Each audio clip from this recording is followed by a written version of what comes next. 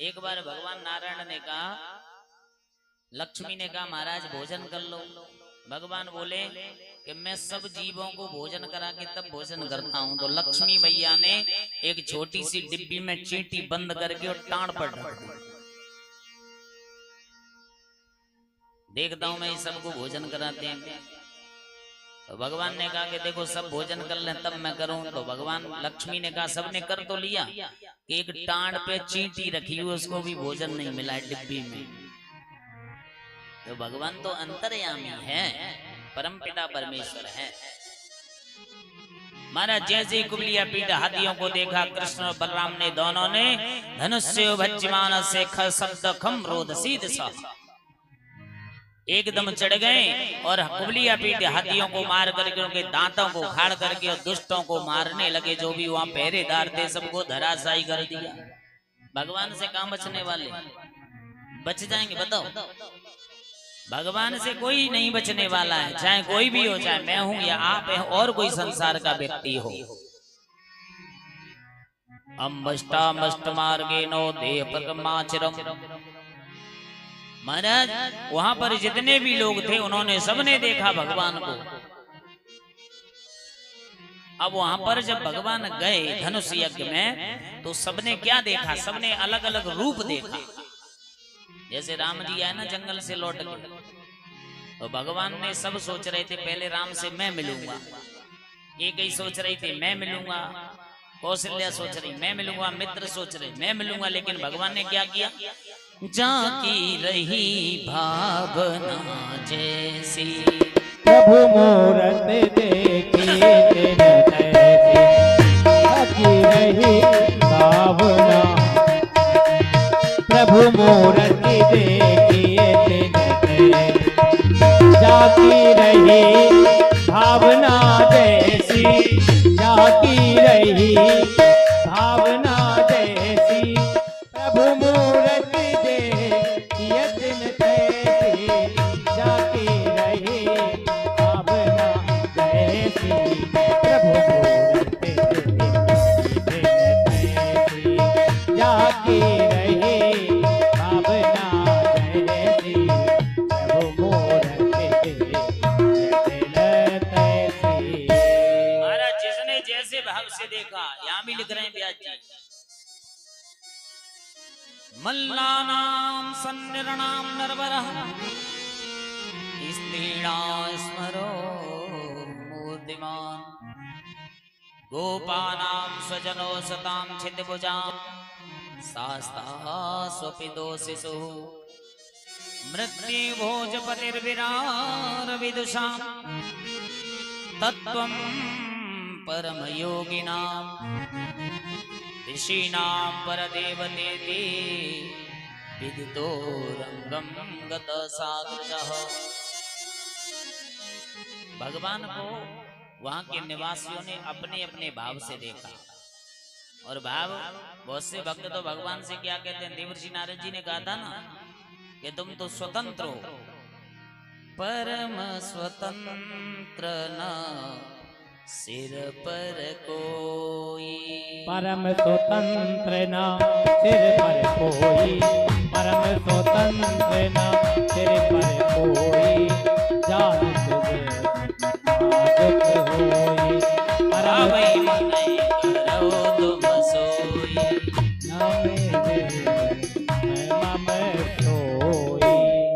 भगवान परम स्वतंत्र हैं, उन पर किसी का आक्षेप प्रत्याक्षेप हस्तक्षेप नहीं है।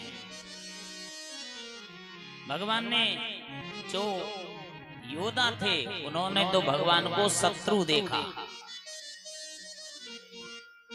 स्त्रीणाम स्मरो मूर्तिमान, स्त्री पुरुषों ने भगवान को साक्षात नारायण स्वरूप देखा।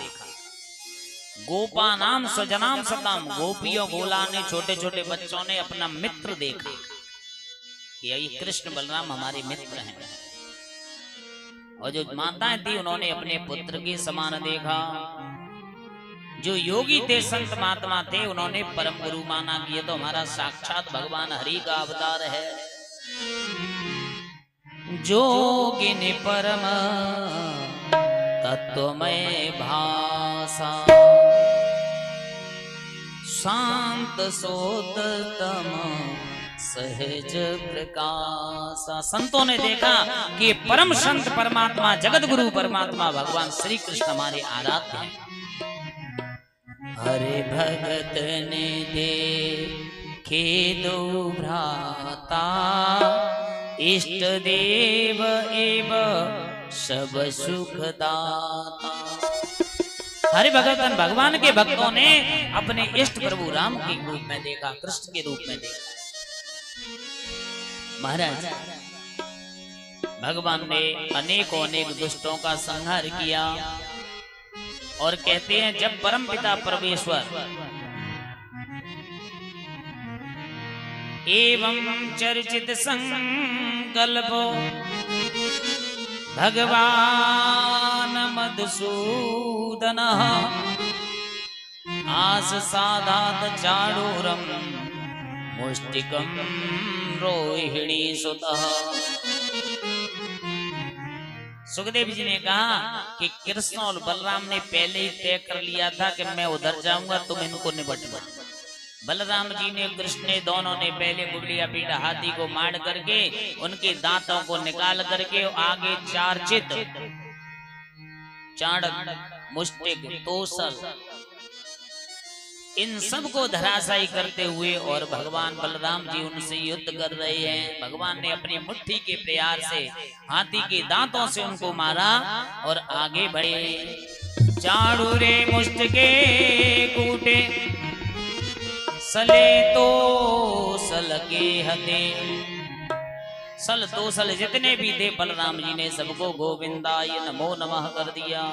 आगे गए तो देखा कि कंस भयभीत हो गया है। कब गया है? आगे धनुष रखा था, भगवान ने धनुष को उठा करके तोड़ दिया।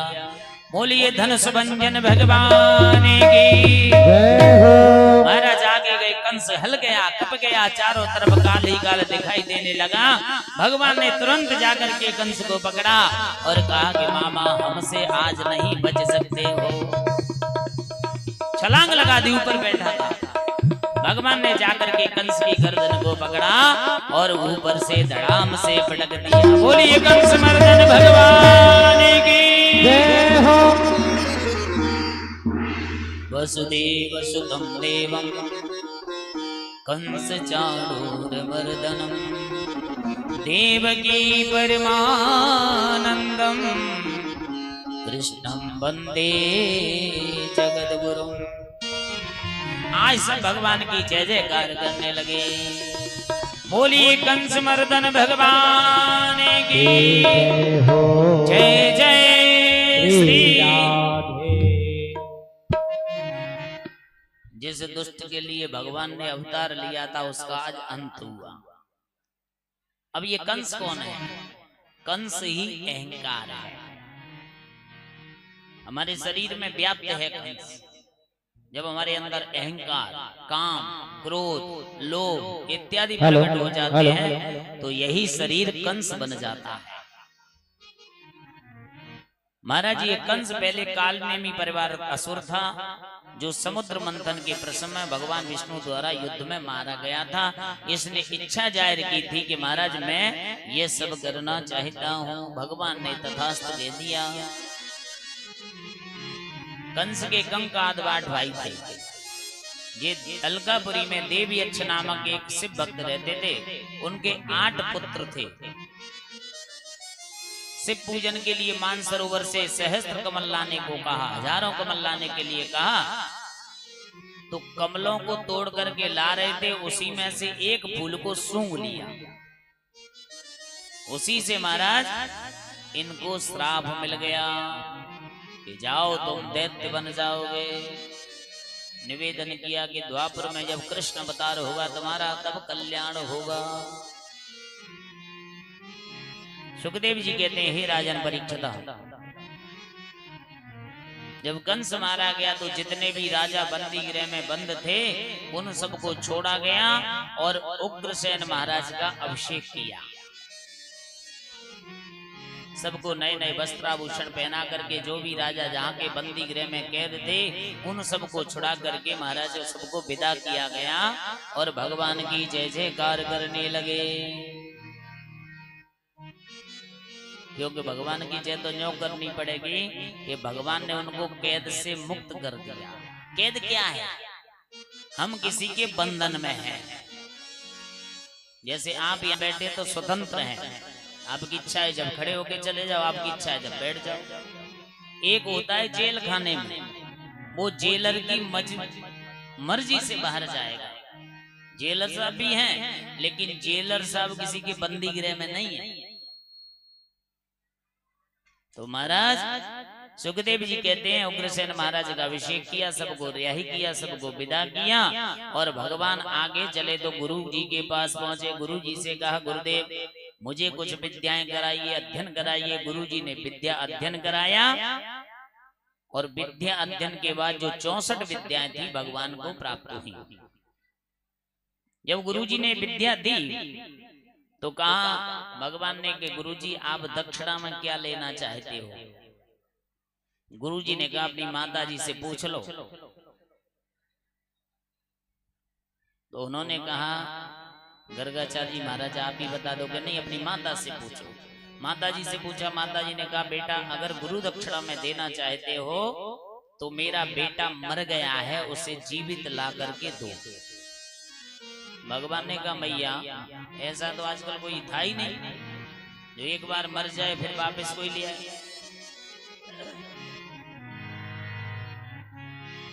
सुखदेव जी कहते हैं हे राजन लेकिन गुरु की दक्षिणा देनी है। तो भगवान ने कहा मातरम पितरम वृद्धम भार्या साध्वी सुतम शिशुम गुरु विप्रम प्रपन्नम च कल्पोभिवृक्षवसंवृतः। मातरम माता का कर्ज, पितरम पिता का, वृद्ध माने बूढ़े का, भार्या माने पत्नी का, साध्वी माने संत जन का, सुतम माने बेटे का, शिशु माने छोटे बालक का। गुरु का और विप्र का जो कर्ज नहीं चुकाता है वो मरा हुआ है। इनकी सेवा करनी चाहिए। भगवान ने कहा माता जैसी आज्ञा।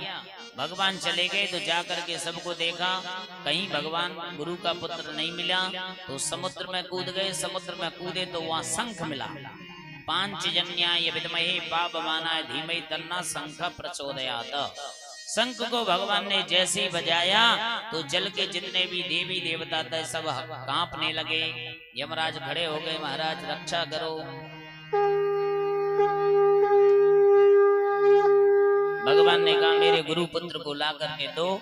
भगवान ने कहा वो मरा हुआ है, हड्डी पसली मैं आपको ला के दे देता हूँ, आप उसको जीवित कर लेना। भगवान ने कहा नहीं आपको ही करना है। यमराज ने जीवित करके ला के दिया।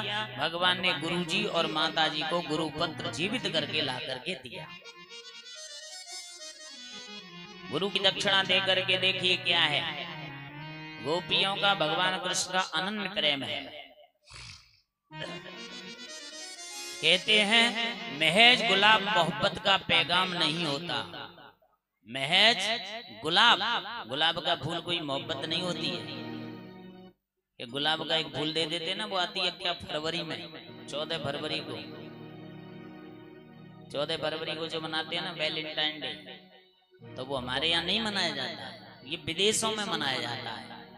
विदेशों में टारगेट पे शादियां होती हैं। जैसे 10 दिन एक पत्नी रख ली, फिर छोड़ दी, फिर दूसरी पकड़ ली।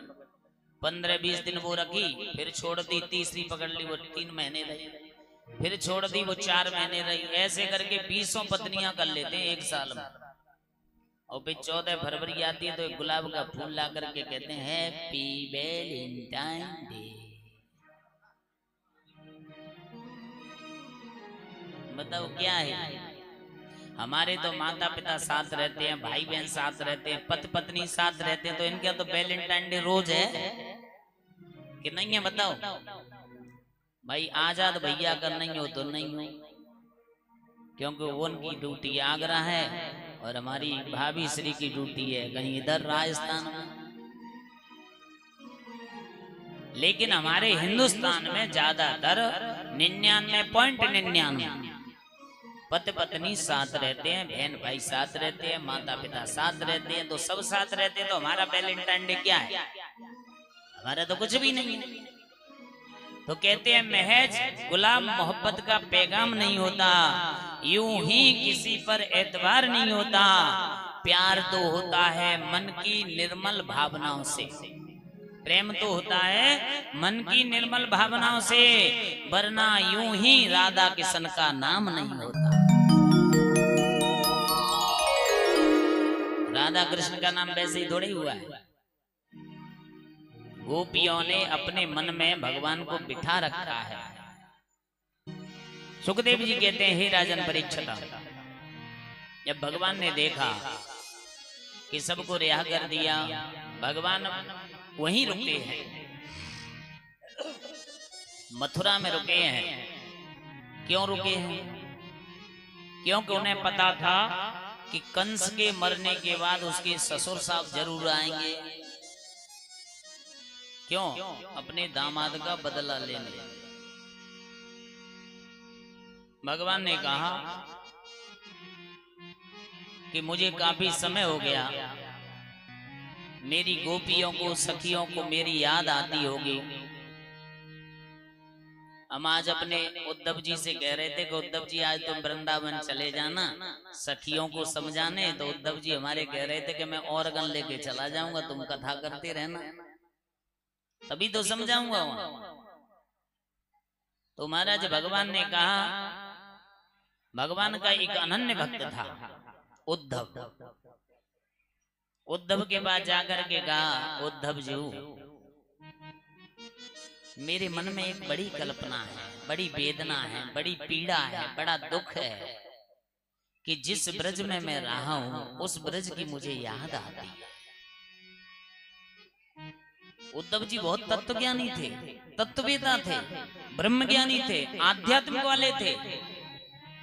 उनको अपने ज्ञान पर बहुत बड़ा अहंकार था, घमंड था। भगवान ने कहा, उद्धव जब मुझे छींक आ जाती थी तो मेरी माँ तुरंत डॉक्टर वैद्यों को बुला करके दिखाती थी। मुझे अगर नजर लग जाती तो जादू टोना तुरंत करती थी। मेरी इतनी सेवा की कि आज मुझे ब्रज दिखाई देता है। अब जब उद्धव ने देखा कि भगवान भी कैसा नारायण है, जो गोप वालों के लिए इतना बिलख रहा है, इतना रो रहा है। सुखदेव जी कहने लगे, भगवान कहने लगे, उदो मोए ब्रज बिसरत नाई, उदो मोए ब्रज बिसरत नाई, हंस सुता को सुंदर कलरव और गुंजन की छाई, मोए ब्रज बिसरत नाई, मोहे ब्रज बिसरत नाई।